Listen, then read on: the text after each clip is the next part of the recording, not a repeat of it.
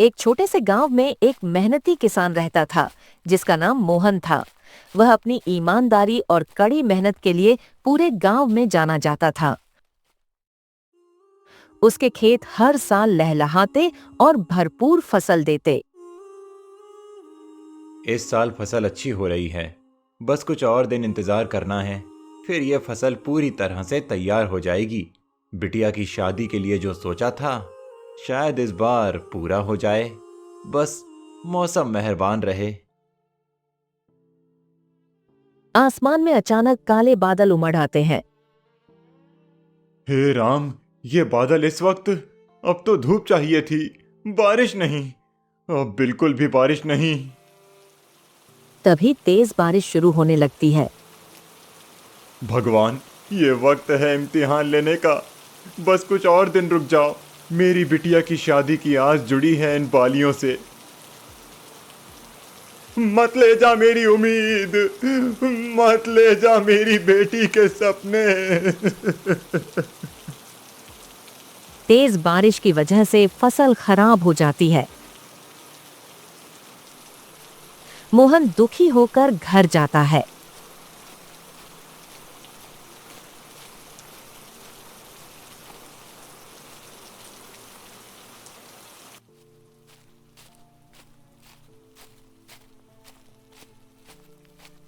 शांति, मुझे माफ कर देना। इस साल भी हमारी बिटिया की शादी नहीं हो पाएगी।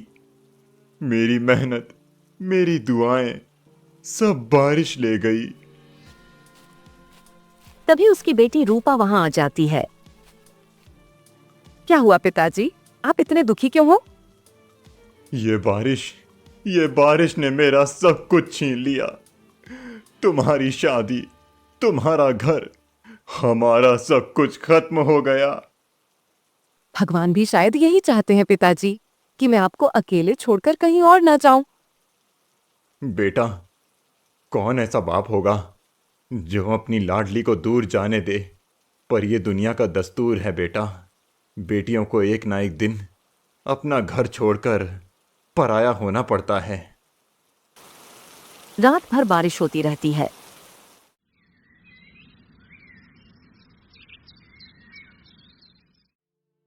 सुबह होते ही गांव वाले मोहन के नुकसान को देखकर आपस में बात करने लगते हैं। अरे भाई, मोहन की किस्मत देखो। जब उसकी बिटिया बस 3 साल की थी तब भगवान ने उसकी शांति को अपने पास बुला लिया। इस बार तो बड़ी उम्मीद से बोला था काका, इस बार की फसल अच्छी हुई तो बिटिया के हाथ पीले कर दूंगा। हाँ, और अब देखो, सारा सपना इस बारिश ने धो डाला। भगवान भी कभी कभी इतना कठोर हो जाता है, समझ नहीं आता। जो आदमी दिन रात ईमानदारी से जीता है उसी के साथ ये सब क्यों? उसी गांव में रघु नाम का एक और किसान रहता था जो मोहन से बहुत जलता था। देखी तूने, मोहन के खेत में पानी ही पानी। सारा घमंड चूर। घमंड कहाँ करता था वो, चुपचाप अपना काम करता था। तुम औरतें तो बस उसे भगवान बना देती हो। हर बार पंचायत में उसका नाम, मोहन की फसल सबसे बढ़िया, मोहन सबसे ईमानदार, जैसे बाकी सब लोग चोर हों। तू कभी खेत में गया है दिन चढ़ने से पहले? मोहन तो अंधेरे में हल लेकर निकल जाता है, मेहनत करता है इसलिए फल मिलता है। तो अब देखना मेहनत का फल।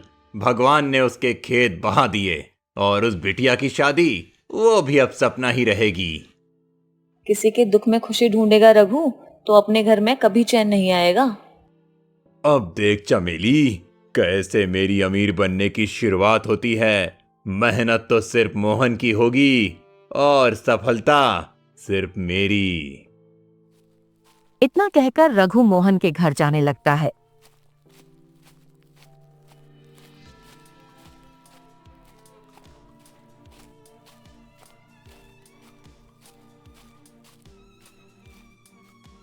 मोहन भैया, बहुत बड़ा दुख हो गया। सच कहूं तो रात को नींद ही नहीं आई। तुम्हारी फसल का हाल देखकर तो मन हिल गया। क्या बताऊं रघु, सारी मेहनत बह गई।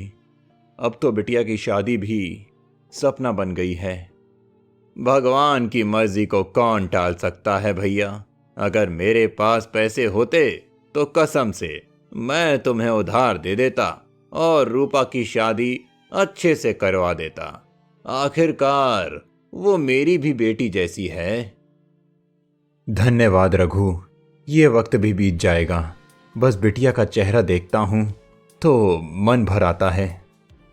रघु अब सीधे मुद्दे पर आता है। देखो भैया, मैं चाहता हूं कि हम साथ मिलकर आपकी और मेरी जमीन पर साथ काम करें। जितनी ज्यादा जमीन होगी उतना अच्छा मुनाफा होगा। इससे तुम बिटिया रानी की शादी बड़ी धूमधाम से कर पाओगे, वो भी इसी साल। मैं ये सब बस अपनी बहन शांति की खातिर कह रहा हूं। सच में ये तो मेरे लिए भगवान की बड़ी मदद है। मुझे नहीं पता मैं कैसे तुम्हारा एहसान चुका पाऊंगा। अरे भैया, एहसान नहीं, हम भाई हैं, साथ मिलकर काम करेंगे। मैं आपको अकेला नहीं छोड़ूंगा।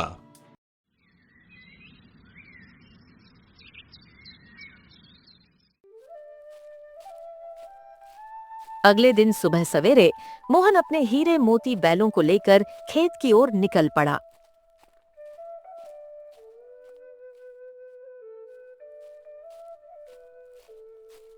रघु भाई चलो, तुम भी अपने बैलों के साथ चलो। दोनों मिलकर खेतों को जोतेंगे तो काम जल्दी निपट जाएगा।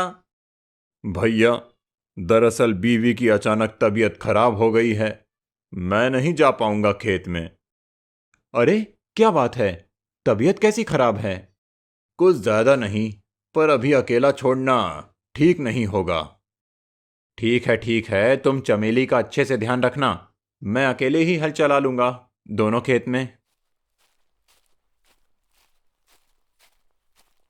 मोहन अकेले अपने और रघु के खेतों में हल चलाता है। कुछ दिन ऐसे ही बीत जाते हैं। अब दोनों खेतों में फसल उगने लगती है। रघु भाई, फसल अच्छी उगी है। अब हमें इसको बराबर पानी और खाद देना होगा ताकि फसल और भी बढ़िया हो सके। अरे वाह मोहन भाई, क्या बात है। काश मैं भी तुम्हारे साथ मिलकर खेतों में खाद डालने और पानी देने आता। क्यों रघु भाई, क्या चमेली की तबीयत फिर से खराब हो गई है? नहीं मोहन भाई, चमेली तो ठीक है, पर घर के कुछ जरूरी काम हैं। आज ही शहर जाना पड़ेगा और वहां मुझे 1-2 दिन रुकना पड़ेगा। कोई बड़ी बात तो नहीं है ना? अरे नहीं भैया, बड़ी बात नहीं है। बस घर के कुछ जरूरी काम हैं जिसमें मेरी मौजूदगी जरूरी है। देखो रघु भाई, खेत में इस वक्त सही समय पर खाद और पानी देना बहुत जरूरी है, नहीं तो सारी मेहनत पर पानी फिर जाएगा। बिल्कुल सही कहे हो मोहन भाई। दिल से चाहता हूं तुम्हारे साथ चलूं, मगर हालात ही ऐसे हैं, वरना मैं कब का तैयार खड़ा होता। खैर, तुम अपना काम निपटा कर आओ। मैं आज ही खेत में खाद और पानी दोनों डाल देता हूं।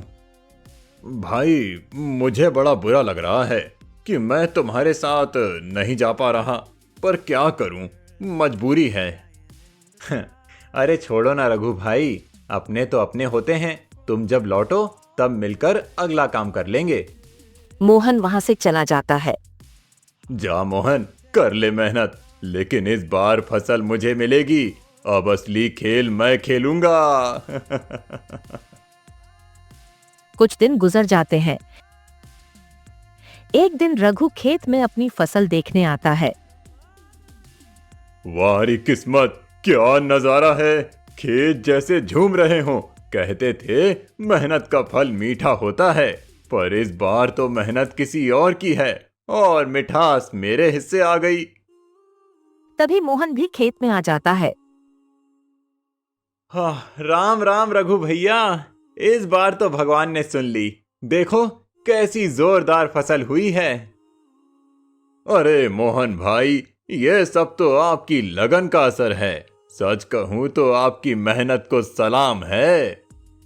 हम तो बस खेत को अपना समझकर काम किया। तुम्हारा भी है, मेरा भी है। रघु भैया, अब फसल तैयार है, बस 2 दिन का काम बाकी है। मैं कल सुबह रूपा को लेकर शहर जा रहा हूँ, थोड़े गहनों का ऑर्डर देना है। हाँ हाँ मोहन भाई, अब बिटिया की शादी में देरी कैसी, तू निश्चिंत होकर जा, खेत की चिंता मत कर। मैं 2 दिन में लौट आऊंगा, फिर साथ में फसल काटेंगे और सीधे मंडी चलेंगे। इस बार भाव भी अच्छे मिलेंगे, सब अच्छा होगा। अरे मोहन भाई, तेरी मेहनत रंग लाएगी ही, भगवान ने तुम्हारी झोली भर दी है इस बार।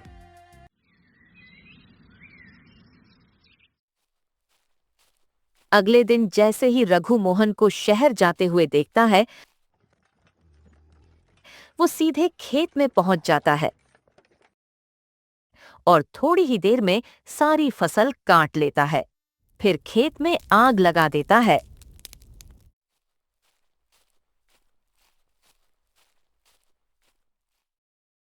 मोहन भाई, सब कुछ बर्बाद हो गया, इस बार भी भगवान हमसे रूठ गए हैं। क्या हुआ रघु भाई, बताओ तो सही। मोहन भाई, कल रात किसी ने हमारे खेतों में आग लगा दी है। मैं अभी अभी वहां से आ रहा हूं, पूरा खेत जलकर राख हो गया। क्या? आग? ये कैसे हो सकता है? कौन ऐसा कर सकता है? मुझे पता नहीं मोहन भाई, पूरी फसल जल गई है। मोहन जल्दी से खेत में जाता है, अपने जले हुए खेत को देखकर भगवान को कोसता है। हे भगवान, ये क्या किया तुमने? क्यों इतना दर्द देते हो?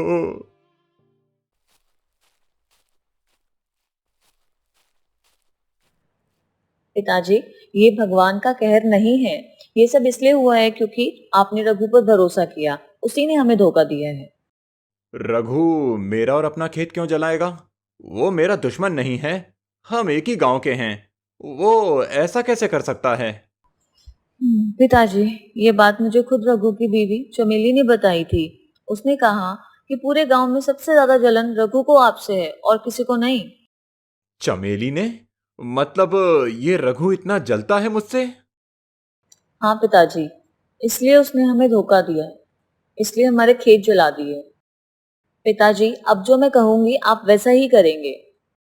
रूपा अपने पिता मोहन को कुछ बातें समझाती है और फिर मोहन रघु के पास जाता है। मोहन भाई देखो, सिर्फ आपके ही नहीं, मेरे खेतों को भी किसी ने आग लगा दी है। हम दोनों के साथ बड़ा नुकसान हो गया है। कोई बात नहीं रघु भाई, इस बार हम खेती कुछ अलग तरीके से करेंगे। तो बताओ, इस बार भी अपने खेत दोगे मुझे या नहीं? ये मोहन तो बस मेहनत करना जानता है, दिमाग तो भगवान इसे देना ही भूल गया। अरे भैया, ऐसी बात क्यों करते हो? बिल्कुल दूंगा अपना खेत तुम्हें, मरते दम तक तुम्हारा साथ नहीं छोड़ूंगा मोहन भाई। इस गांव में मुझसे ज्यादा तुम्हें कोई प्यार नहीं करता। अरे वाह रघु भाई, आपका प्यार ही तो चाहिए था, लेकिन इस बार मेरी कुछ शर्तें हैं। कैसी शर्त? देखो रघु भाई, इस बार तुम फसल के ऊपर वाला हिस्सा लोगे या जमीन के नीचे वाला? लगता है इतना नुकसान झेलकर मोहन सच में पागल हो गया है। ये कैसी बेवकूफों वाली शर्त रखा है? धान गेहूं सब्जी सब ऊपर ही तो उगते हैं, अब नीचे रहेगा क्या? बस जड़ें। इस बार भी मेहनत उसकी और फायदा मेरा। भैया, मैं ऊपर वाला हिस्सा लूंगा, जितनी भी फसल जमीन के ऊपर उगेगी सब मेरी। तो रघु भाई तय रहा, जमीन के ऊपर वाला हिस्सा तुम्हारा और जमीन के अंदर का हिस्सा मेरा। इतना बोलकर मोहन वहां से चला जाता है और अपनी बेटी रूपा के साथ बैठकर योजना बनाता है। तो सुनिए मेरी बात, ऐसी फसल बोइए जो बस नीचे ही फल दे। तू तो बिल्कुल अपनी मां पर गई है। चल बता, कौन सी फसल? शकरकंदी, अरबी, हल्दी और चाहे तो मूली भी, सिर्फ ऊपर पत्ते दिखेंगे। वाह बेटी, इस बार जमीन के ऊपर के पत्ते उसके और नीचे की दौलत मेरी। मोहन शकरकंद, अरबी, हल्दी और मूली की फसल बो देता है।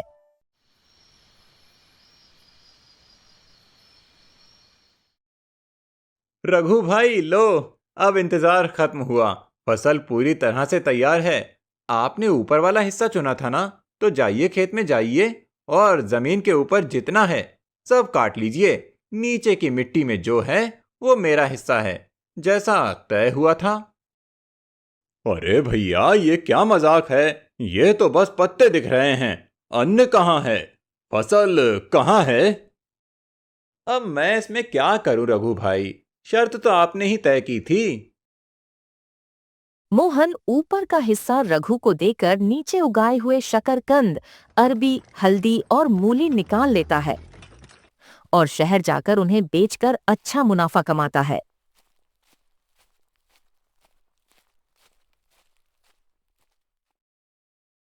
मोहन भाई, आपने तो मेरे साथ छल किया है। ऊपर के हिस्से में तो सिर्फ पत्तियां निकली और नीचे से आपने सारा अनाज, शक्करकंद, मूली, हल्दी चुपचाप निकाल कर शहर बेच दी। रघु भाई, मैंने कब आपके साथ छल किया? मैंने तो पहले ही आपको पूरा मौका दिया था। आपने खुद अपनी जमीन का ऊपरी हिस्सा चुना। ठीक है, इस बार मैं अपने खेत तो दूंगा, पर एक शर्त पर। ऊपर और नीचे दोनों हिस्से मेरे होंगे। अब बताओ, करोगे इस बार भी मेरे खेत में काम? रघु की बात सुनते ही मोहन कुछ कहने ही वाला था, तभी रूपा बोलती है। बिल्कुल करेंगे रघु चाचा। इस बार भी यह तय रहेगा कि जमीन के ऊपर और नीचे वाला हिस्सा आपका ही होगा और हम केवल बीच वाला हिस्सा लेंगे। ये लोग कितने बेवकूफ हैं। अब क्या बोएंगे? ऊपर का हिस्सा भी मेरा, नीचे का हिस्सा भी मेरा। इस बार तो इन्हें सिर्फ फसल के डंडल ही मिलेंगे। जैसे ही रघु वहां से जाता है, रूपा बेटी, ये क्या किया तुमने? ऊपर वाला हिस्सा और नीचे वाला हिस्सा दोनों रघु को दे दिए। अब तो हमारे हिस्से में कुछ भी बचता नहीं। अब हमारा क्या होगा? अरे पिताजी, डरने की कोई बात नहीं है, इसका इलाज मेरे पास है। आप बस मुझ पे भरोसा रखिए। तो बता, क्या बोएं इस बार? पिताजी, इस बार हम गन्ना बोएंगे। गन्ने का ऊपर और नीचे वाला हिस्सा यानी पत्ते और जोड़े दोनों राघु चाचा के होंगे और बीच का पूरा गन्ना हमारा होगा। वाह बेटा, तेरा दिमाग तो मम्मी पर नहीं, सीधे मुझ पर ही गया है। बढ़िया सोचा है तूने।